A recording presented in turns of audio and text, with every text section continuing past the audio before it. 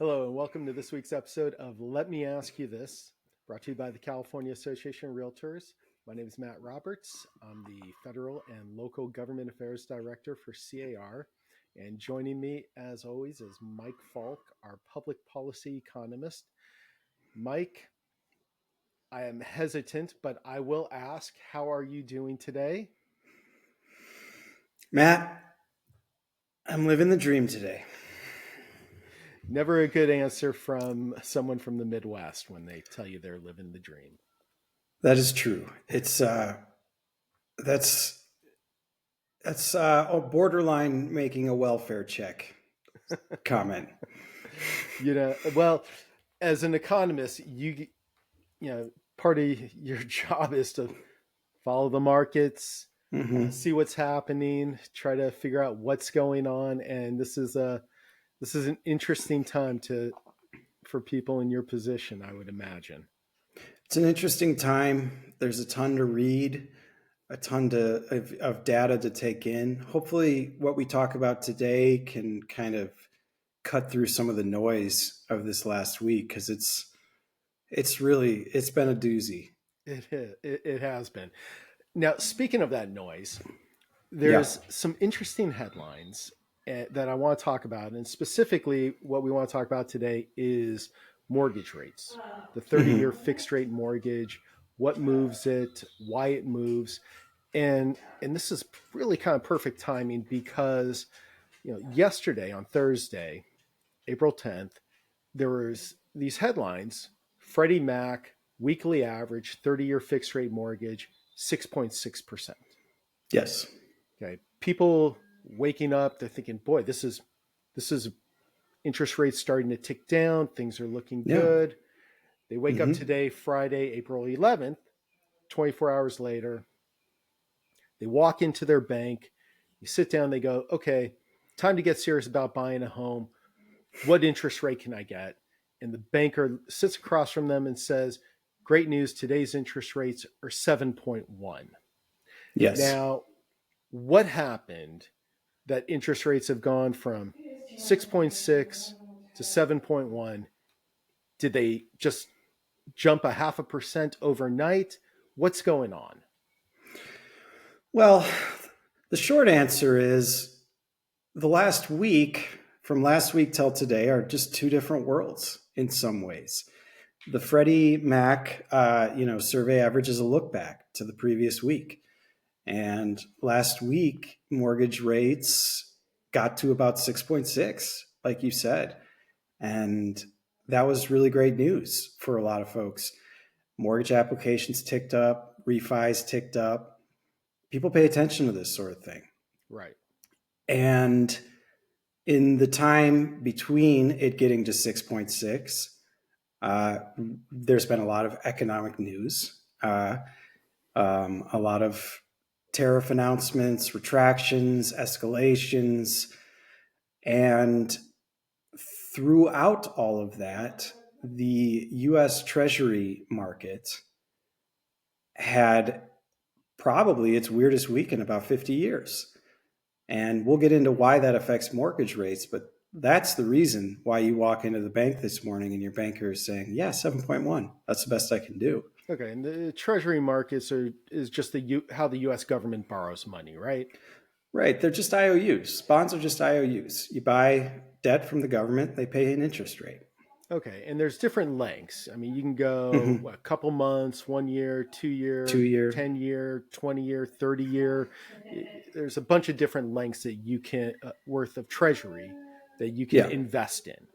Right. Okay. Now you mentioned the 10-year Treasury specifically. So why the 10-year? Why not the other ones? Well, the 10-year is kind of, I guess for us, you can kind of think of it as the standard, because the mortgage rates closely follow that 10-year Treasury yield or interest rate. And the reason for that, well, there's a couple of reasons. First, let's start with this, and I think this is a key point. The U.S. Treasury market, 10-year bonds, these bonds are seen worldwide as the safest, most boring, most stable investments that you can make. You know, typically when things go topsy-turvy in an economy, people want treasuries because they are safe and predictable and boring. They're the Midwesterners of investments. Yeah, you know, it's like you have that friend who's dating someone and you're like, man, they're so boring, but, you know, he's always on time, you know, so that's like after a while, it's got to feel good, you know, but basically all the economic uncertainty that we've had has made even these boring investments start to go a little haywire. And, you know, there are a lot of different reasons for that, but which we'll get into. And then the second reason that mortgage rates follow the 10 years, they have similar investment horizons. You have a 10-year bond and a 30-year mortgage, but the 30-year fixed rate mortgages, not everybody holds those for 30 years. They might refinance, they might sell their house. So in a sense, they just have similar investment horizons. And then I would add a third reason, you know, so you priced your mortgage rates to the 10-year, but you keep them a little higher. The yield on the 10-year right now, I think, is like over 4.5. You keep the mortgage rates a little higher just because they're a little bit riskier than treasuries. But if everything's working the way it should, every investment should be a little bit riskier than treasuries. Okay, so the difference is about 2.5%. So Yeah. if the 10-year goes to 5%, mortgage rates would be about 7.5. If the 10 It's year like a rule of drops thumb. all the Yeah. way down to 4%, it'll be about 6.5%, which is, I guess, kind of where things were about a week ago or so. That's right. Yeah. Okay, and so that makes sense. So a lot has happened. Like you said, there's tariffs, there's reciprocal tariffs, there's some people calling just a full out trade war with China. There's been a recall on tariffs. Mm-hmm. A lot has happened. And as Yes. such, that instability forced the U.S. the U.S. treasuries to spike. And now we've got the higher interest rates that we're dealing with, right? Right. Okay, Mike. So we talked about what happened. We Mm-hmm. talked about, why the 10-year moved, why that movement in the 10-year influenced the 30-year fixed rate mortgage, and why the 30-year is tied to the 10-year bond. But let me ask you, for people that are interested in following interest rates, trying to figure out will the rates go up or down in the future, what are the headlines that move the 10-year bond market? Yeah. I mean, this is a great question. So the bond market Thank you. is oh, you're welcome. No, it's really interesting, even if you don't think this stuff is interesting. I mean, the bond market is If you don't think it's extremely interesting, you probably haven't made it this Yeah, far. you probably haven't made it this far, so just too bad. But you're about to miss the best part. Yeah, Um, exactly. the bond market is extraordinarily sensitive. It tracks all kinds of economic data, and one of those reports that typically has a big influence on the 10-year bond market is the CPI report, the Consumer Right. Price Index, Right. which is a measure of inflation. And yesterday, the 10th, Thursday, CPI report came out. And for the last 2 years, we've been watching the release of these reports with bated breath because we want to see how the fight against inflation is going. And the news yesterday was actually pretty good. Prices rose 2.4% year over year. Remember, the Fed's target is 2%. And that's lower than what most people would have expected. Now, Right. in a typical environment, a better than expected CPI report, the bond market, rates would probably go down a little bit. Right. Because so the Feds had increased the rates to slow inflation. That's right. And the idea being that as inflation came down, they can lower rates. Rates would start to come down and the market would adjust. So Oh, CPI report yesterday with lower inflation should hint that everything's on the right track and rates should continue to go down. But as you and I discussed, that didn't happen. Yeah. Instead, we had, I don't want to call it unprecedented because I've been reading the news and watching the news, and people are referring to like everything that's been happening this week is unprecedented. But I will say that it was a very unusual and very significant moment for the bond market. Like you said, the CPI report was like a fart in the wind, essentially, yesterday. And, you know, because there is so much uncertainty with tariffs, the escalating trade war. Yeah, the escalating trade war with China. And that all triggered basically what amounts to a sell-off in the bond market. And, rates spiked. And it was a reaction to uncertainty. And I can't articulate the importance of the bond market any more than this.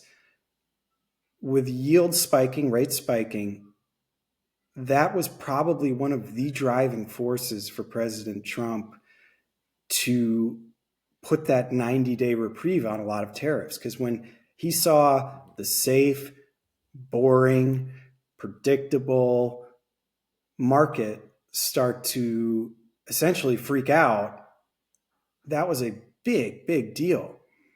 And is a, I can't emphasize it enough, that bond market really can act as a constraint to policy. It can, well, I mean, it's a way of measuring where the wind's blowing is another way to kind of you're talking about, trillions of dollars. Trillions of dollars. How the rest of the world looks at essentially loaning money to the United States through the bond market. And to your point, Wall Street, foreign governments started to freak out. And it's interesting that the CPI really had no impact, regardless of how much headlines it got. So, and just no impact. It's really remarkable, Well, and in terms of the uncertainty, in terms of all the headlines, that's something that we could go into probably in another video. But I think, we were hopefully able to really get across, what's happening with the 30-year fixed rate mortgage, why the 30-year fixed rate mortgage goes up or down the way it does, what to watch for in terms of headlines that could move the 30-year fixed rate mortgage. Again, it really comes down to the 10-year treasury, right? Yeah, I think I would think of it as a multi-step process. You see a change in mortgage rates, you say, why did that happen? Check the 10-year. You see a change in the 10-year, you say, why did that happen? Check the economic news. Okay. Yeah, it all makes sense. So if you made it this far, we appreciate it. We thank you. Hopefully we'll do better next time. Hopefully we'll have better news next time. All right, Mike, thank you. This was actually a lot of fun. For those of you that love talking about housing, mortgage rates, economics, bonds, what's going on in the world today, and how it impacts really just your own pocketbook. This was actually great. Hopefully you'll join us on the next episode. We'll see what the headlines give us and what we're going to talk about. It's not going to be boring. It won't be boring. No. Dan, don't mess up the editing of this, and we'll see you next time. Bye. See you later.